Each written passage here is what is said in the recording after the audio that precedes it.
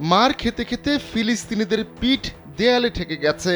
একটি দেশ বাদে পুরো মধ্যপ্রাচ্য মুসলিম শাসিত হলেও ফিলিস্তিনিদের ওপর হামলা চলছেই।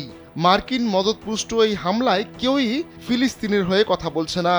তবে এবার আর একা নয় ফিলিস্তিন, মজলুম দেশটির পাশে দাঁড়িয়েছে 4টি মুসলিম দেশ।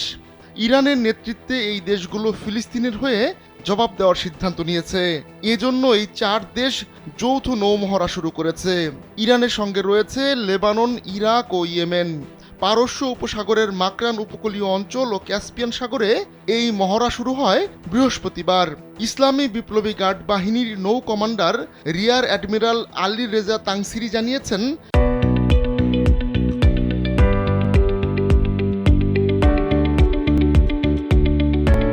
এই নৌমহড়ায় 3000 ভারী ও হালকা নৌযান অংশ নিচ্ছে।